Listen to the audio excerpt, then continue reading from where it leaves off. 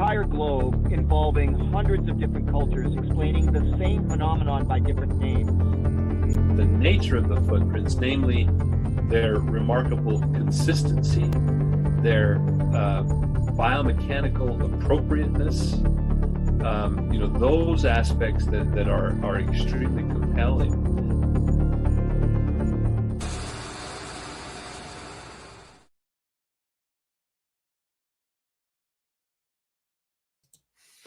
Hey everyone, to the Bigfoot influencers. My name is Tim Halloran. I am solo tonight, with the exception of my guest, which we'll introduce here in a second. But hope everyone's doing well. Thank you for being here and joining us. Make sure you head on over to the Untold Radio Network.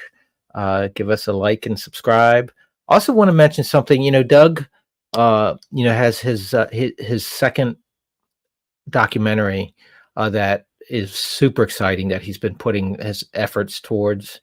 And just want to mention, he's still out there doing research. And if you could, there's still time to give to help do the funding, because he wants to do more as much as he can with the project. So if you guys still want to be part of the project and you haven't been, or if you still want to just jump in and help out some more, head on over to the Hangar One Publishing website.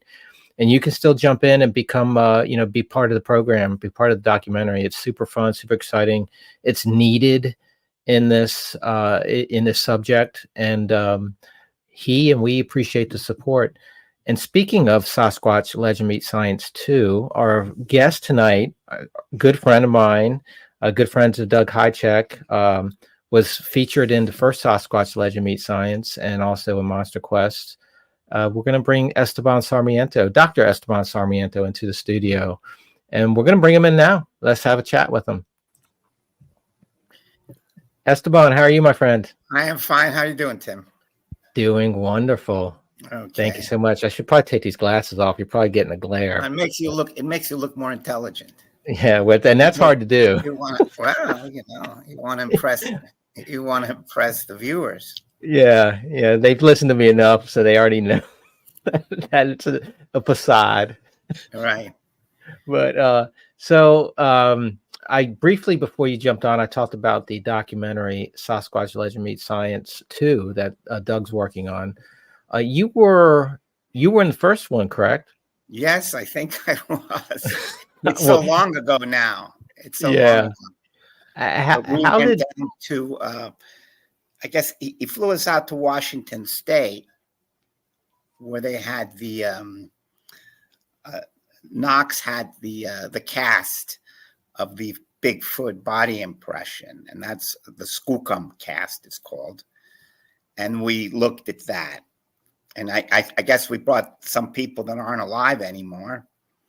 I mean, I wasn't there, but he had shown it before to that fellow from Washington State, Grover Krantz, and then another guy from University of Washington, which his name is now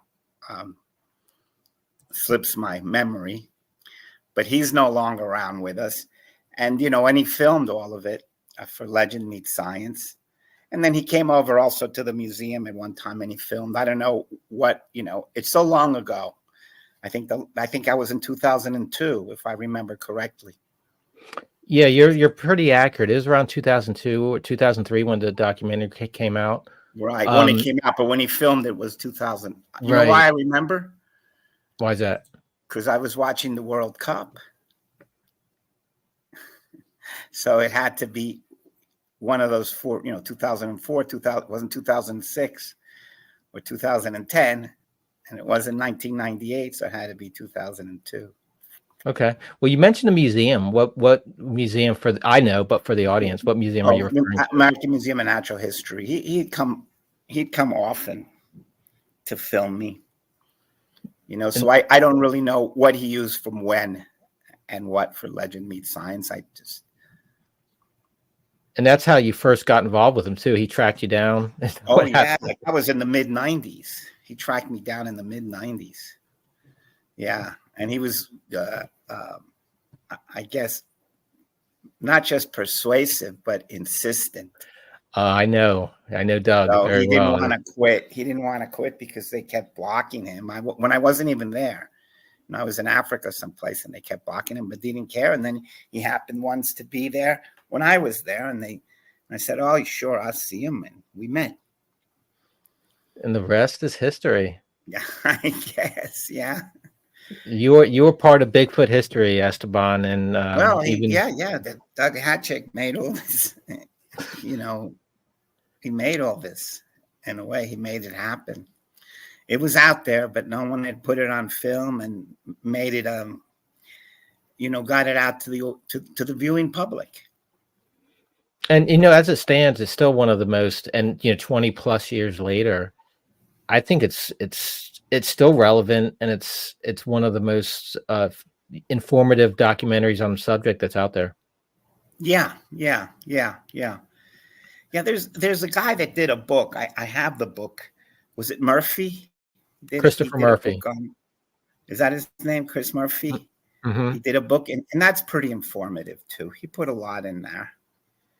In fact, I always use it as, if something slips my mind, I use it. And then if I need to get more, I get more. But he put a lot of North American Bigfoot in it. Yeah. It is. Yeah. I've got, he has two books, because I just got another one, his other book too. Yeah. But for the audience, one of the best books out there on the subject. It's just kind of compact with a historical background of the subject, just kind of an overview of the subject in general. And I think it's Meet the Sasquatch. I think is what the one that you probably have. Good. And I think it has a pretty, good overview for anybody that wants to get it. I think it covers the subject. Yeah, definitely. I would agree. So recently though, we were together in Ohio, going back a little bit, but we had the pleasure of hanging out together, but we also had the pleasure of hanging out with Doug and Alex and Blaine Hycheck. So how was that? When before then, when was the last time you'd spent time with Doug? Well, I was at Minnesota in October.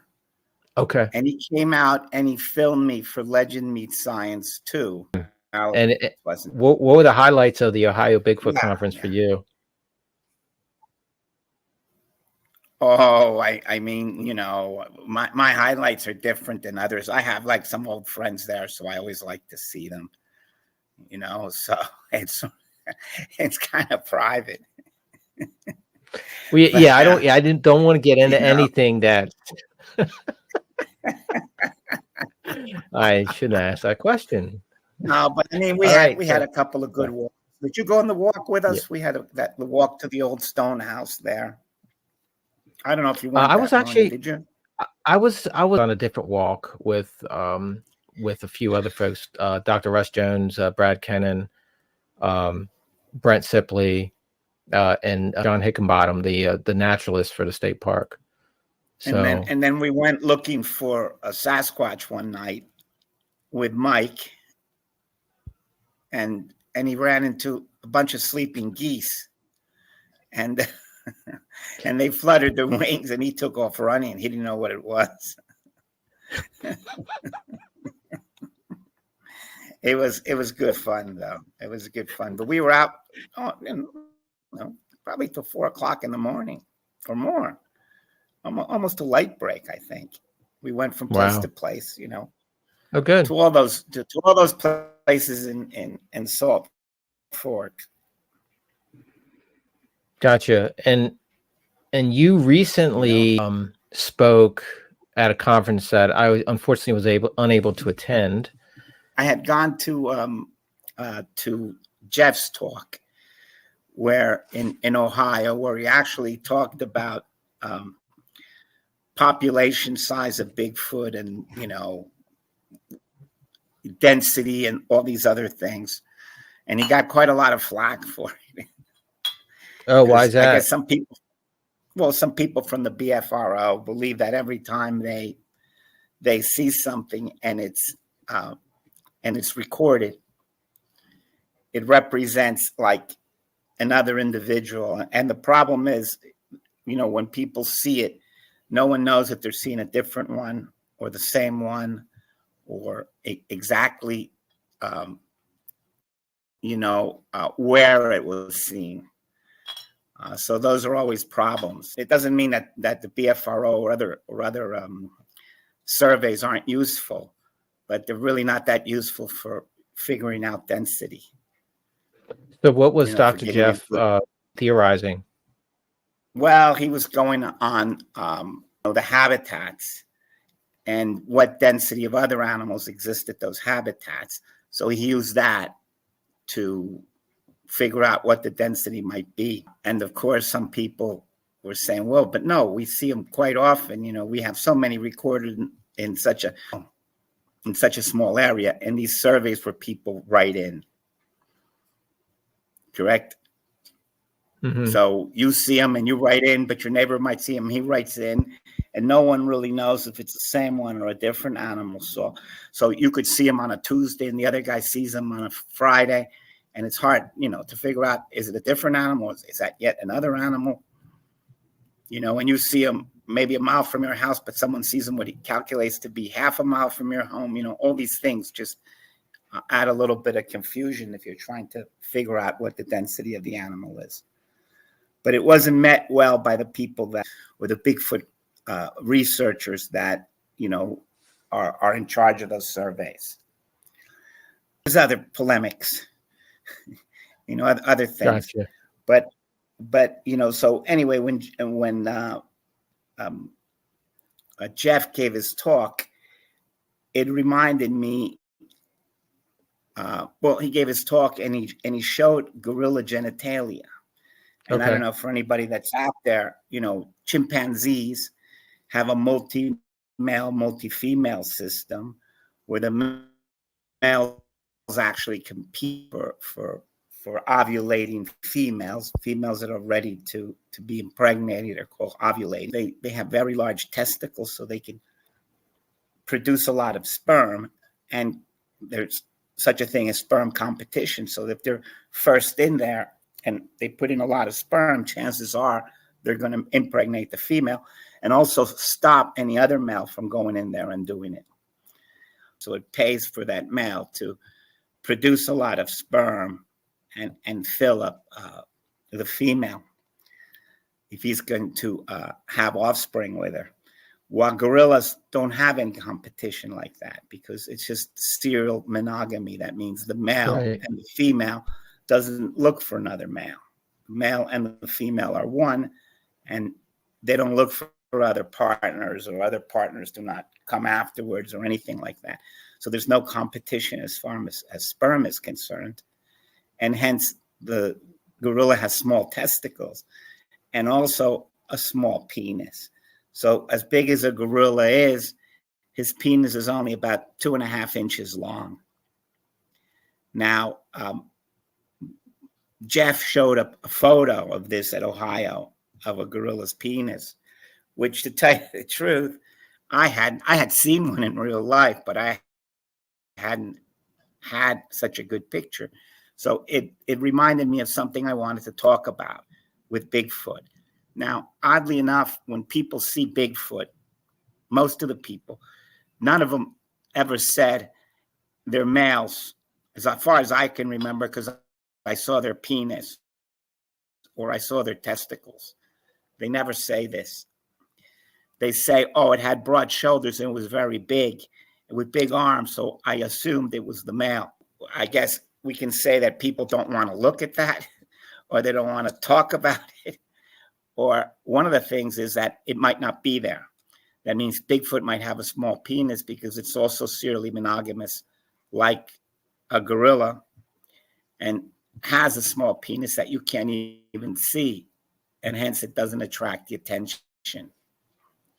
And that would have to say something about its mating habits, its social systems, and also probably its population size. That's what I talked about at the New Jersey Bigfoot Conference. So a question. So gorillas, if I saw a gorilla, I may not even notice if the male gorilla has genitalia. That's what you're saying?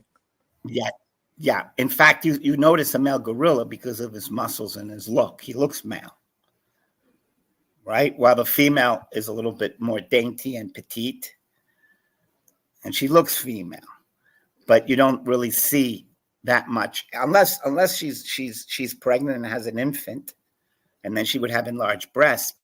But otherwise, with the female, you really don't see any genitalia unless she shows it to you. Right. And with the male, it's there, but it's not easy to see. You'd have to be up close and sometimes maybe even part hair to be able to see it there. Okay. And I think you hear that. So, you hear when people have Bigfoot reports, they distinguish the males by their size and their shape, and the females the same way. Right, by the broad shoulders. They never say, "Oh, it was a male because it had big testicles and a long dangling penis." You never hear that. And in fact, from the people I talked that viewed it, none of them noticed the genitalia that I asked. I'm sure there's some reports of it somewhere, but So how was your speech perceived at the conference? I mean, who knows? I mean, people tell you one thing, but everybody thinks something else, So people ask me questions. Obviously, they asked me about chimps. They asked me about orangutans. They asked me about gorillas. And, and I remember one woman said that she read that somebody saw Bigfoot urinating. I mean, that could be, it must urinate. Right. But if it was urinating, why the hell didn't they pick up the plants it urinated on and see if they could get some genetic information from them? Right. Yeah, true. Right. That would have been pretty easy.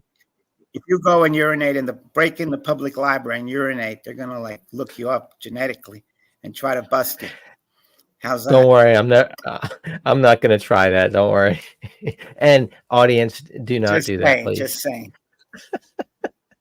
I heard you had a gorilla experience where one had drug you. Is that true?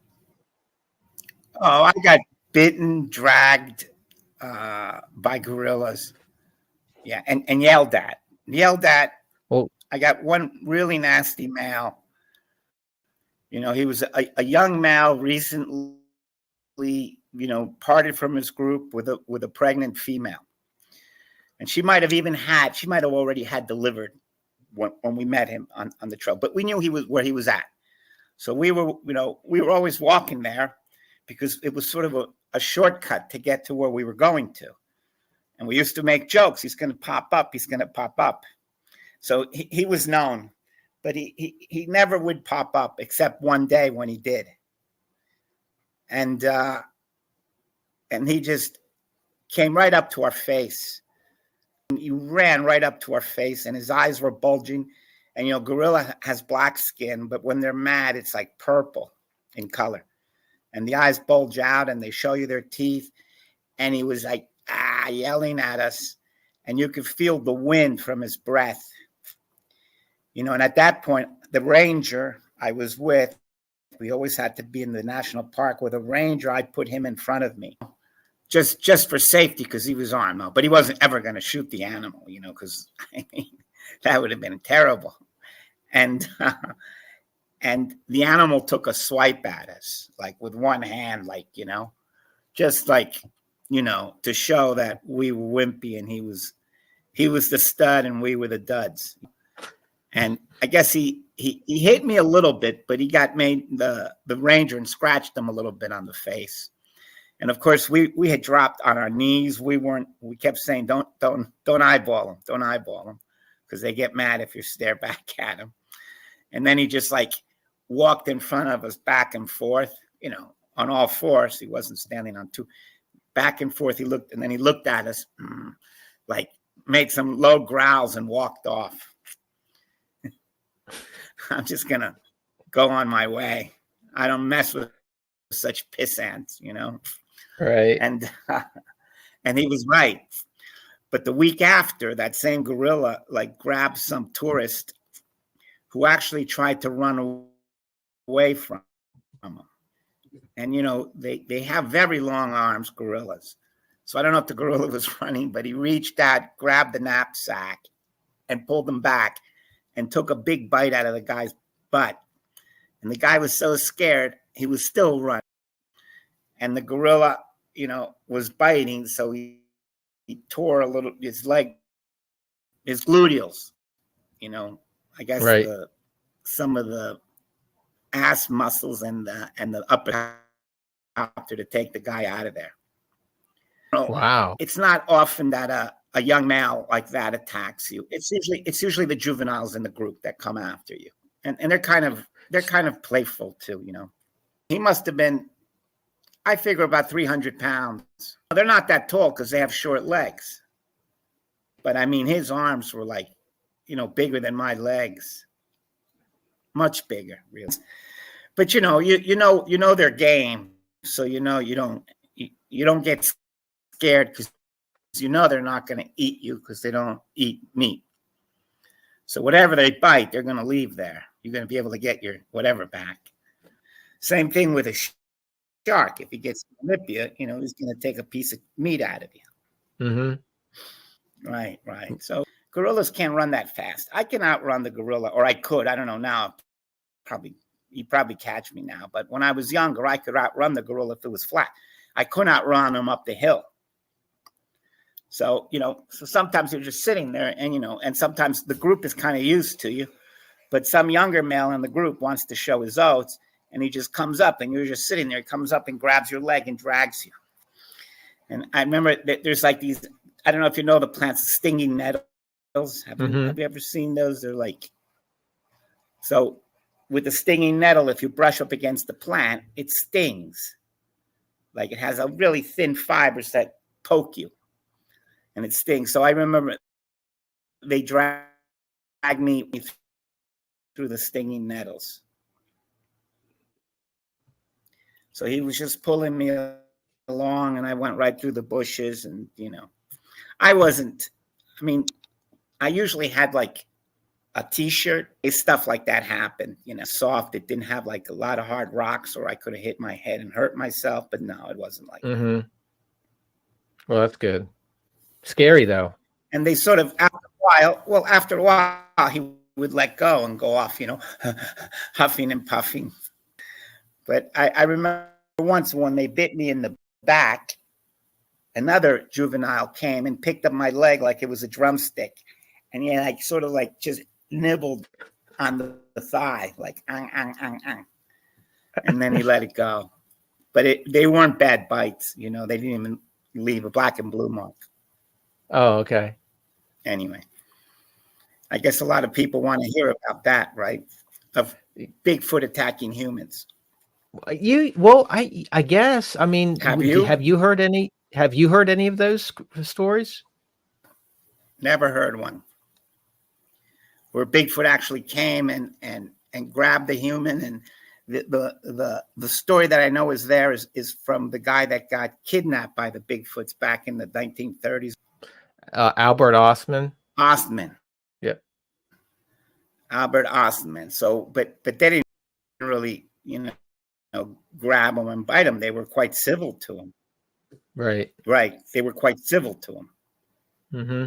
They brought him into his group and, there was no type of physical coercion.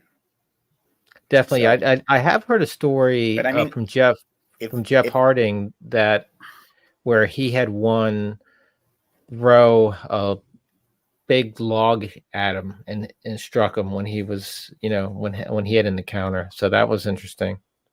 Well, he threw a log at him. Mm-hmm. Yeah. But it wasn't like one-on-one physical bite or grab. Kind of clean hands attack. He doesn't want to dirty his hands or break a nail, so he just throws a log at you. Right. So when you hear stories, Esteban, what makes you skeptical? What types of things when you hear people talking? I mean, you've been doing this a long time. What makes you skeptical about what people are telling you? Well, one of the things that makes me skeptical skeptical is when their eyes shine red. Everything that, say, the Patterson Gimlin film shows would say this thing is a relative of humans and the great apes. And the great apes have no eye shine. So when somebody says it has eye shine, well, I think maybe it's from a different planet. And along those lines, when they start talking about portals and the animal moving in and out of portals, I know nothing about portals. I realize that then it's out of my sphere of knowledge, and it makes me skeptical. Yeah, and people always ask you what the most convincing thing is. And always to me, the most convincing is the number of people that claim to have seen it. Or it's something that is within us. Whatever it is, it's a reality, because Definitely. There's so many people that have had this experience. So it's hard just to say, oh, well, no, all those people are lunatics. Well, you can't do that because you haven't had their experiences. And it's life-changing for people. Yeah, I think most people, when they have, it's something that stays with them for the rest of their lives. So they're very impressed by it when it happens. Yeah, right. If someone was making it up, it wouldn't stick with them for life. Those people, they've seen something. We just don't know what they've seen. What's the most fascinating story that you've heard from somebody that someone's told you about Bigfoot? The man that works with voices. Do you know what his name is? I think you did. He was in Bigfoot Influencer. Oh, Ron Moorhead. Ron Moorhead. His daughter told me a story, and it sort of caught two of my favorite subjects: who sees them and when do they see them? And I noticed this, that females that are having or after their period seem to be most likely to see them. And that's one of my favorite stories. Yeah, I know you have a queer look on your face, but it's true. Okay. Yeah, now I'm interested. I want to hear more. That's just a statistic that I gathered from talking to people. Okay, that's one of the things. And the other one that another thing that I'm interested in is when there's more than one witness at a time.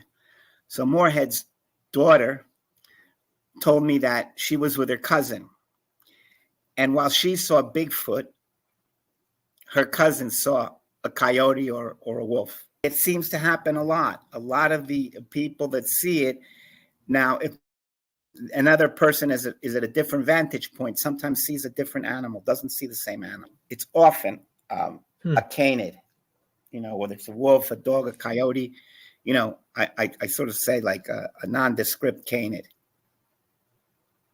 And not a bear. Nope. Moorhead's daughter was the first to alert me to that part. I already had known about the women, having their period seemed to be one of the groups that see it often. And I have a good story from, I guess, Western Pennsylvania, where the Bigfoot was reported walking through the streets during a storm. It was reported by some old lady looking outside her window, but while she saw the Bigfoot, the people at the diner saw a wolf. Neither of those things were like common occurrences in the downtown of this small village or town, but it was seen. So they're not uncommon reports of different people seeing different animal while they're looking at the same thing when it comes to Bigfoot. Wow. So this is something that obviously needs to be explained, but we still have to explain Bigfoot. So usually, the more we know, the more we need to explain things, right? We do. Sometimes we walk away with more questions than answers, right? Always walk away with more questions.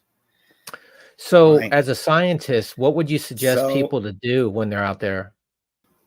Well, I think like the number one thing now is trying to get some kind of physical evidence from Bigfoot. If they see it urinate or defecate, but find hair, along a trail that they saw Bigfoot on. I mean, sometimes, they'll see Bigfoot. You can follow it, see where it goes, and you might pick up hair. Try to pick up hair. When you have hair, you never put it in a plastic envelope, right? You put it in a paper envelope so that the hair doesn't grow fungus and denature the DNA. Makes sense. Okay, so that's one of the things. So, trying to get physical evidence would be the greatest thing, because then you can actually show that it's a real physical entity. When we were in Ohio, Darby Orcutt was there as well, who's running the DNA study at NC State. So hopefully something gets submitted to Darby Orcutt and that comes out. So for the audience, make sure you track him down. There's an intake questionnaire, and if you've got suspect DNA, there's no charge. You can send it to the first time ever university that's doing a DNA study on it. So maybe something will come of that. I mean, you met Darby? What do you think? I think like sometimes the problems are that the DNA comes in and there is no real reference. It's almost like, had they had photos and, of the area that they picked it tell you more of if they actually had an encounter there, or if all those things would be important to know. So it has to be put in perspective, the sample. If you're just sent this sample that somebody says, oh, well, I think it's Bigfoot, it doesn't have you don't have any perspective with it. You really don't know.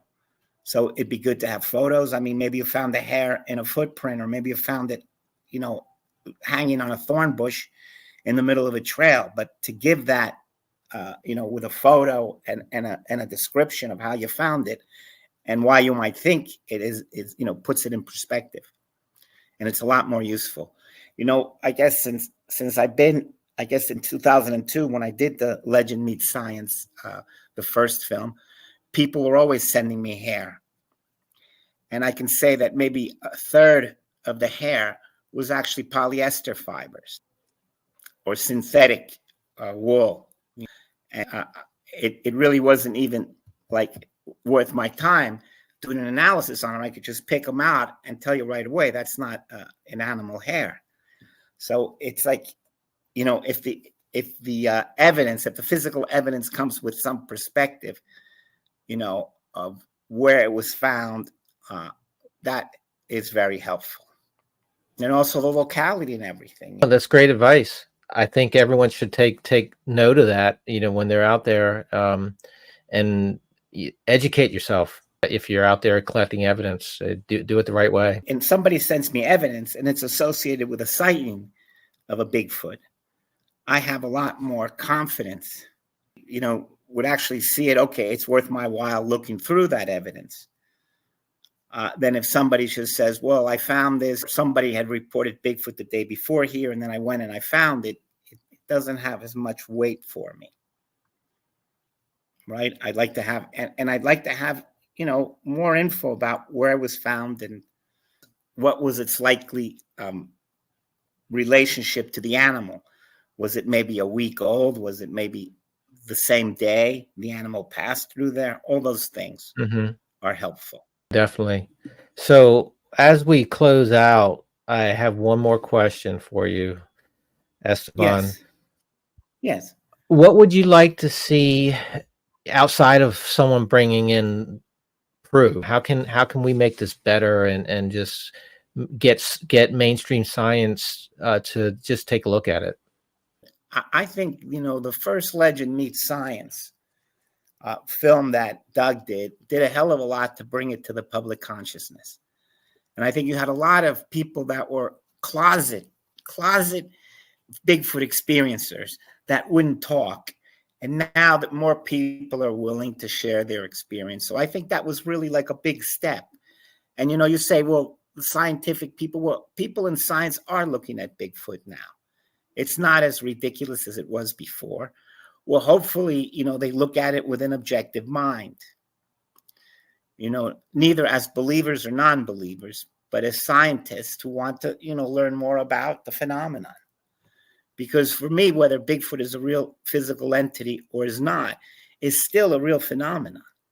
People believe they have had this Bigfoot experience, whether it is actually, from a portal or from a real living entity, or for something that's in our imaginations. We still have to explain it. We have to explain these people's experiences, and just to say, oh, they're just a bunch of lunatics, doesn't answer anything. That's good clarity on how you feel about it. I think it's good. I wish more people thought that way. These films and putting this more in the media brings in more in social consciousness. I sent you that Fox News short, or whatever you want to call it. Did a little video on Bigfoot in New Jersey, and it's interesting how the guy that did it, the media guy, he took it, with a more open mind than it had been, say, 20 years ago when they heard this. I mean, if you see it, he actually came out and said, well, I don't really know what it is, blah, blah, blah. But he didn't sort of just ridicule it. And I think that's happening. It's happened, in the last 20 years, it's happened. And these aren't things that, you can turn a switch and change everything tomorrow. But little by little, it starts to build. I mean, there's teachers now that teach Bigfoot in science class in the 5th grade as something that we have to know more about. And all these things help it, come more into the public consciousness, and that it is going to be treated. I guess it won't be treated real by the people that are dying in science, but by new scientists that are coming up, it will be. No, well, that's an important statement too. We've got a new generation of scientists. So. All the time. And these people, because it's out in the media. And people, they'll be willing to look at it more objectively, because it has been, it has been, and this is a subject of my talks, or at least a comment I made in many of my talks, that it is an object of ridicule. Bigfoot's been used to, sometimes ridicule other people, or it's been sort of used like that, for the last 30 years or 40 years, and it's changing though. In the last maybe 10, 15 years, it started to change. And now I call it an American icon. Whether it's real or not, it's something that's very American and almost iconic, because everybody knows about it. Right? Everybody knows. It's an icon. It's something that's, you can just see a silhouette of it, and everybody can identify. Right. 100%. Actually, you know what I saw, that the man in the Fox News interview. The BFRO. Yeah, that was Eric Spinner from the BFRO. Eric Spinner had the abalone Bigfoot. The one that's carved from abalone, which I think you have one too, right? Mm-hmm. You never wear. Yeah, well, he was wearing his. I was surprised he had that. Well, Esteban, you know why I don't wear it? Why? It's too girlish looking. No, I gave it to Dana, and she wears it. I'm going to close this out here, though, and just want to say thanks for jumping on with me. This has been an honor and a pleasure. I was thinking Dana was going to be here, but I guess it's all right if you're here. Yeah, you got stuck with the number 2. Right, with the number 2. All right. Yeah. We'll see you, Tim, huh? Okay. See you, Esteban. Thank you for having me. I hope it was productive. It was great. Thank you so much. Okay. Bye. Bye. Bye.